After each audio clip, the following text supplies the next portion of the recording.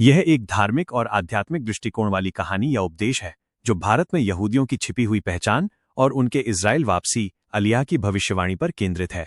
इसमें मुख्य रूप से बाइबल की भविष्यवाणियों, खासकर निर्गमन, एक्सोडस और मसीहा के दूसरे आगमन से पहले यहूदियों की वापसी पर जोर दिया गया है। आप जो कह रहे हैं, सुना रहे हैं, वो यहाँ दोहराया गया है। क्या हो अगर मैं आपसे कहूं कि भारत में जितने आप अपने आसपास लोग देख रहे हो, उनमें से बहुत से लोग यहूदी हैं और उन्हें खुद भी नहीं पता। हाँ, शायद उनका नाम हिंदू जैसा हो, रूटीन इंडियन जैसा हो, उनकी बोली, उनका पहनावा सब कुछ नॉर्मल लगे, लेकिन उनकी रूह के अंदर एक खून पुकार रहा है। तेरा असली घर इज़राइल है। यहोवा परमेश्वर ने वादा किया है कि वो अपने हर बिखरे हुए यहूदी को फिर से आवाज देंगे, सपनों से, विजन से, दिव्य दर्शन और भविष्यवाणी के जरिए। आज की ये कहानी सिर्फ 5,800 यहूदियों की नहीं, ये उस अंतिम और महान निर्गमन की कहानी है जो मिस्र से भी बड़ा होगा, जहां से लोग सिर्फ एक देश नहीं बल्कि अपने मूल घर इज़राइल की तरफ लौटेंगे। अगर आप ये वीडियो सुन रहे हैं तो हो सकता है ये सिर्फ एक स्टोरी नहीं, ये आपके लिए भी एक बुलाहट हो। चलिए शुरू करते हैं ये सफर भारत से इज़राइल तक, एक छुपी हुई कौम की पहचान की तलाश। ये कहानी सिर्फ 5,800 यहूदियों की नहीं है, ये कहानी उन लाखों करोड़ों आत्माओं की है जो आज भी इस दुनिया में जी रही हैं, लेकिन अपनी असली पहचान से अनजान हैं। शायद वो किसी गांव में है, किसी शहर में, किसी झोपड़ी में, किसी आलीशान मकान में। किसी का नाम रमेश है, किसी का सलीम, किसी का नाम सुरेश है, किसी का डेविड। मगर आत्मा के अंदर उनका खून पुकार रहा है, तू कौन है? तू कहां से आया है? तेरा असली घर कौन सा है? और यहोवा चुप नहीं है। उन्होंने पहले ही ठान लिया है कि वो अपने हर उस यहूदी को फिर से आवाज देंगे जो अपनी पहचान भूल चुका है। सबसे पहले वो उन्हें किसी किताब से नहीं, बल्कि सपनों से, दर्शन से, विजन से, दिव्य अनुभवों से पुकारेंगे। किसी रात कोई यहूदी आत्मा सपने में यरूशलेम की गलियां देखेगी, किसी को पुराने पत्थरों की दीवारें दिखेंगी, किसी को रेगिस्तान की हवा, तो किसी को मंदिर पर्वत की सीढ़ियां। वो उठकर चौंक जाएगा, सोचेगा, ये मैंने क्या देखा? ये कौन सी जगह है? क्यों लगता है कि ये मेरी ही जमीन है?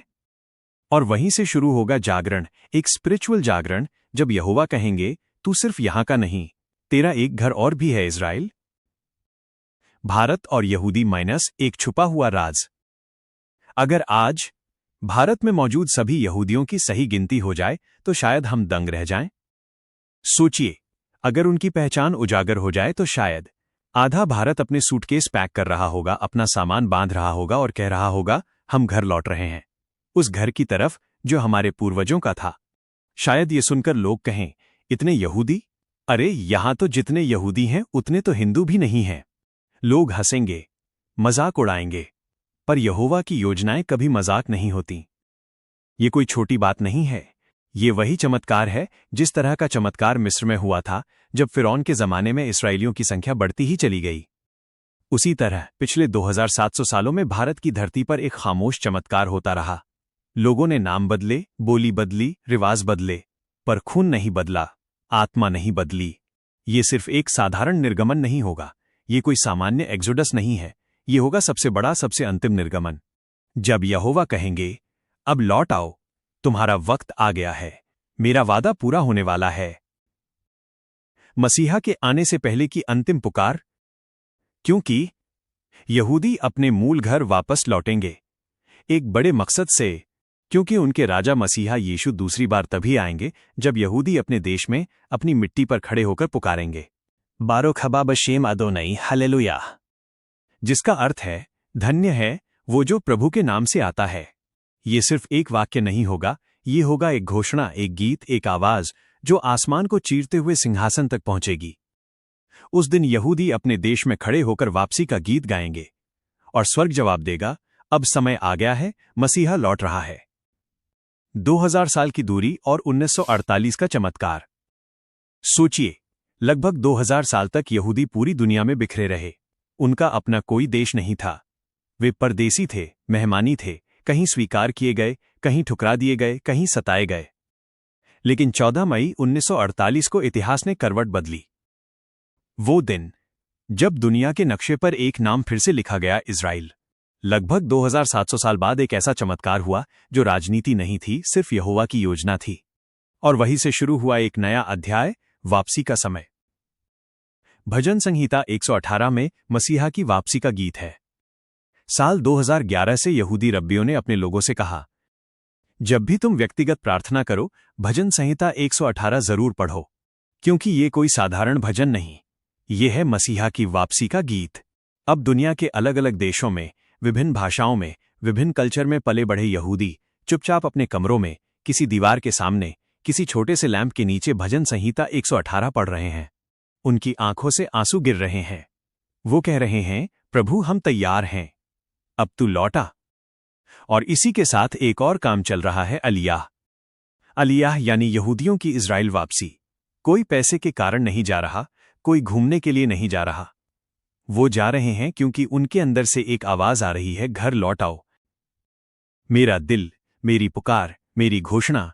और इसी पृष्ठभूमि में मैं और मेरा परिवार आज एक घोषणा करता है, लशाना हबा आहा ब यरूशलेम, यानी अगला साल यरूशलेम में। यह सिर्फ एक वाक्य नहीं, ये मेरे दिल की तड़प है। मुझे प्यार है अपने पूर्वजों की भूमि से, अब्राहम की भूमि, इसहाक की भूमि, याकूब की भूमि। वही मिट्टी जिस पर मेरे पूर्वज चले थे, जिसे उन्होंने अपने आंसुओं से सींचा था, जहां उन्होंने यीशु से मुलाकात की थी। मैं उस दिन का बेसब्री से इंतजार कर रहा हूं जब मेरा पांव इजराइल की जमीन पर पड़ेगा। शायद उस दिन मेरी आंखें भर आएंगी। मैं आसमान की तरफ देखूंगा और कहूंगा, धन्यवाद प्रभु, तूने मुझे मेरी जड़ों से मिला दिया। मैं लौट आया हूं, अपने घर, अपने यहोवा और अपने राजा मसीहा के इंतजार में। अगर इस कहानी ने आपके दिल में कहीं एक हल्की सी भी तड़प जगाई है, कहीं कोई अजीब सा खिंचाव महसूस हुआ इजराइल के लिए, यरूशलेम के लिए, अब्राहम, इसहाक और याकूब की धरती के लिए, तो इसे बस एक वीडियो मत समझिए। हो सकता है ये आपके लिए यहोवा की हल्की सी दस्तक हो। सदियों से बिखरा हुआ एक कौम, हजारों साल पुराना एक वादा, 1948 का चमत्कार, भजन 118 की प्रार्थनाएं और मसीहा की वापसी की तैयारी। शायद ये सब इत्तेफाक नहीं है। आज मेरे और मेरे परिवार की ओर से मैं फिर से घोषणा करता हूं, लशाना हबा आहा ब यरूशलेम, यानी अगले वर्ष यरूशलेम में। और हो सकता है कल को आप भी यही शब्द बोल रहे हों, इजराइल की धरती पर खड़े होकर। अगर ये बात आपके दिल तक पहुंची हो तो इस वीडियो को ज्यादा से ज्यादा लोगों तक पहुंचाइए, क्योंकि कौन जाने किसी और की रूह भी अपने असली घर की पुकार सुनने लगे। वीडियो को लाइक कीजिए, अपनी फीलिंग्स कमेंट में जरूर लिखिए, और अगर दिल कहे कि आपको ऐसी और रूहानी बातें सुननी है तो चैनल को सब्सक्राइब कर लीजिए।